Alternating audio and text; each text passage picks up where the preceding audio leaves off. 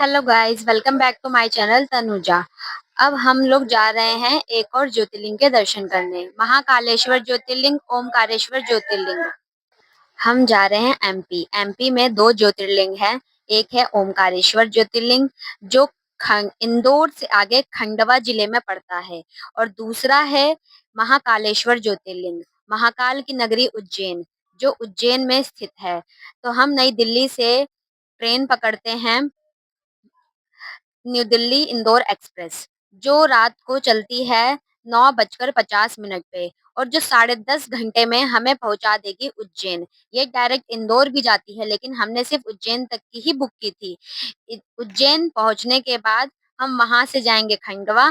खंडवा में हम लोग दर्शन करेंगे ओमकारेश्वर ज्योतिर्लिंग के, और वहां पे एक ज्योतिर्लिंग और है, ममलेश्वर ज्योतिर्लिंग। कहते हैं ओमकारेश्वर ज्योतिर्लिंग के दर्शन करने के बाद ममलेश्वर ज्योतिर्लिंग के भी दर्शन करने चाहिए, क्योंकि दर्शन तभी पूरे माने जाते हैं। तो अभी हम लोग पहुंचे हैं मथुरा जंक्शन, गंगापुर सिटी, भवानी मंडी। आप देख सकते हैं मॉर्निंग हो चुकी है, और मॉर्निंग में अभी तक सो रहे हैं। रास्ते में बहुत बारिश हो रही है, और हम लोग इंतजार कर रहे हैं स्टेशन का, जहाँ पे गाड़ी रुके थोड़ी देर और हम लोग नाश्ता करें। और आ ही गया नागड़ा जंक्शन रेलवे स्टेशन, जहाँ पे गाड़ी रुकी थी 15 से 20 मिनट, और हमने यहीं पे किया नाश्ता। और हमारी ट्रेन 1.5 से 2 घंटा लेट थी। हमें पहुंचना चाहिए था 8:20 पर, लेकिन हम पहुंचते हैं 9:40 पर। 1 घंटा ट्रेन ने रिकवर कर लिया था। तो यहाँ पे हम लोगों ने नाश्ता किया, और ये शिप्रा ब्रिज आ गया, और हम पहुंच गए हैं Ujjain railway station. Ujjain railway station पहुंचने के बाद हमने देखा काफी भीड़ थी, काफी लोग आए थे। फिर उसके बाद छोटा सा रेलवे स्टेशन है, कोई ज्यादा बड़ा रेलवे स्टेशन नहीं है। और यहाँ पे ये जो मारवाड़ी लोग दिख रहे हैं, मुझे लगा ये मारवाड़ी है, लेकिन ये तो इंदौरी है, बाद में पता लगा। फिर यहाँ से हम लोग जा रहे हैं अब ऑटो की तलाश में।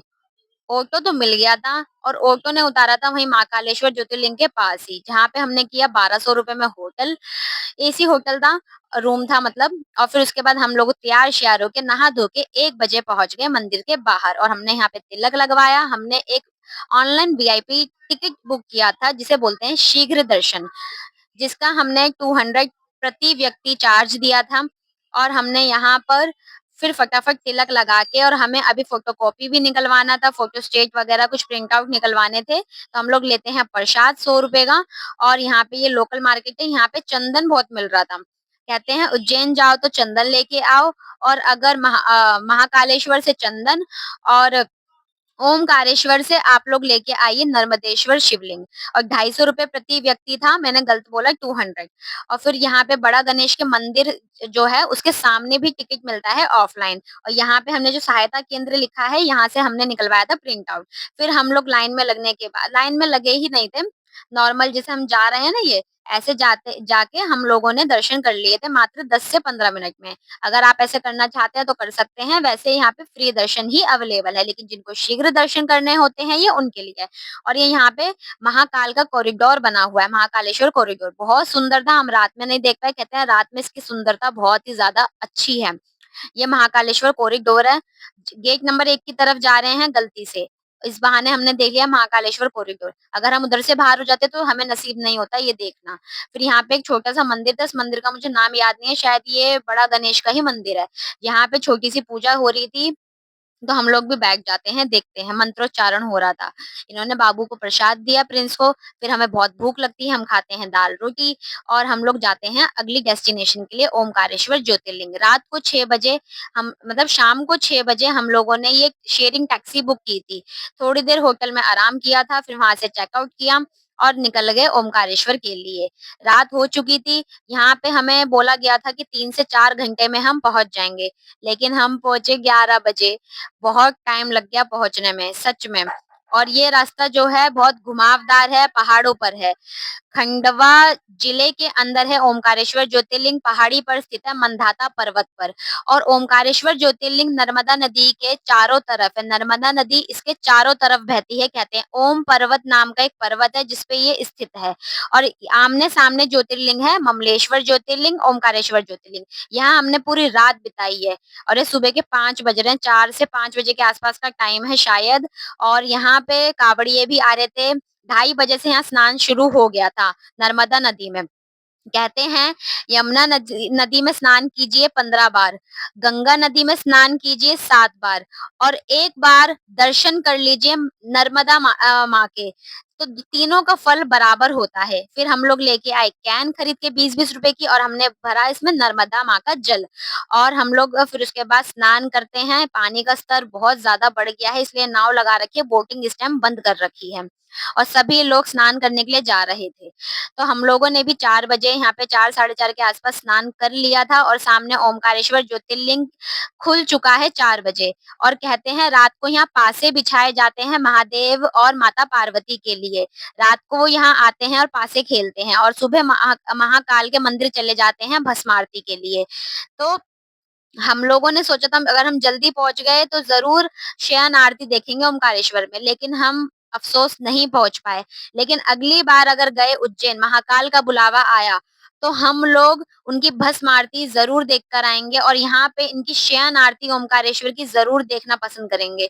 जरूर मन में इच्छा है कि मुझे देखनी ही है अगली बार अगर मैं गई तो। 3 ज्योतिर्लिंग कंप्लीट हो चुके हैं और अभी हम जा रहे हैं ममलेश्वर सेतु की तरफ। प्रसाद ले चुके हैं, ये भी 100 रुपीज के आसपास मिल गया था। इसका भी हमने शीघ्र दर्शन वाला टिकट बुक किया था जो 300 प्रति व्यक्ति था और फिर इस ब्रिज को क्रॉस करके हमने यहाँ से प्रिंट आउट निकलवाया। वो एक बैंड की तरह था जो हमारे हाथ में बंधा था और ये आप सेतु देख सकते हैं, ये पूरी नदी के ऊपर बना हुआ है। ये आमने सामने मंदिर जाने का रास्ता है नदी के पास, क्योंकि नदी बीच में बह रही है और आमने सामने मंदिर है। इधर ममलेश्वर है, उधर ओमकारेश्वर है।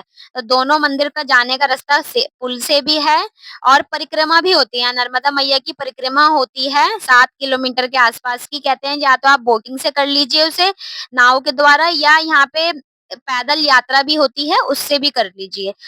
उसमें भी 4 से 5 घंटे लगते हैं, लेकिन हमने नहीं किया था क्योंकि हम लोगों की नेक्स्ट ट्रेन भी थी घर आने की वापसी। ये ओमकारेश्वर ज्योतिर्लिंग जो मंदिर है उसके अंदर का थोड़ा सा व्यू मैंने शूट कर लिया था। बहुत भीड़ थी, जहाँ नॉर्मल जो लाइन थी वहां बहुत भीड़ थी और हम लोग तो फटाफट फटाफट निकल गए थे। मंदिर के बाहर ही खड़े हैं, बिल्कुल वहीं थोड़ा सा रास्ता बस। और फिर उसके बाद हम लोग अब जाएंगे यहाँ से ममलेश्वर ज्योतिर्लिंग के दर्शन करने। वहां के लिए भी फूल पत्ती ली है, यहाँ पे भी जल चढ़ता है और ओमकारेश्वर ज्योतिर्लिंग में भी जल चढ़ सकता है और ममलेश्वर ज्योतिर्लिंग में भी जल चढ़ सकता है, लेकिन स्पर्श दर्शन नहीं है अवेलेबल। लेकिन महाकाल के मंदिर में ओनली दूर से आप देख सकते हैं, महाकाल के दर्शन दूर से ही अवेलेबल हैं। वहां स्पर्श दर्शन या जल चढ़ाने की प्रथा नहीं है, वो बंद कर रखा है। फिर उसके बाद हम लोगों ने यहाँ से प्रसाद लिया, भांग धतूरा, बेलपत्र, गंगा जल, गुलाब जल, ये सब लिया और हम लोग जा रहे हैं ममलेश्वर ज्योतिर्लिंग। ममलेश्वर ज्योतिर्लिंग के दर्शन बहुत अच्छे से हुए थे। ये मंदिर की नक्काशी बहुत ज्यादा अच्छी है, ओमकारेश्वर ज्योतिर्लिंग मंदिर की भी और ममलेश्वर मंदिर की भी, दोनों की नक्काशी बहुत। कहते हैं ममलेश्वर जो है वो जो है ज्योतिर्लिंग है, ओमकारेश्वर जो है वो शायद प्राण प्रतिष्ठा है। अब इस बारे में मैं तो नहीं जानती, लेकिन ये सब मैंने पढ़ा है। तो आपका क्या कहना है इस बारे में, आप जरूर बताइएगा। आई होप कि आपकी ये नॉलेज सबके काम आए, ठीक है। और यहाँ पे ये सब पंडित वगैरह बैठे हुए हैं, वो लोग पूजा के लिए, और ये नर्मदा नदी में लोग सुबह सुबह स्नान कर रहे हैं। ये 7 बजे के आसपास का टाइम है, 8 बजे के आसपास का, और हम लोग निकल जाते हैं दर्शन करने के बाद वापस रेलवे स्टेशन। हमारी जो ट्रेन है वो है इंदौर जंक्शन की, इंदौर जंक्शन से न्यू दिल्ली तक की। तो हम लोग जा रहे हैं इंदौर जंक्शन। इंदौर जंक्शन हम लोग सुबह पहुंच जाते हैं 1-1:30 बजे के आसपास और वहां पे फिर वेटिंग रूम में वेट करते हैं और हमारी ट्रेन चल पड़ी। मिलते हैं नेक्स्ट वीडियो में, अभी के लिए इतना ही, बाय बाय। चैनल को सब्सक्राइब शेयर जरूर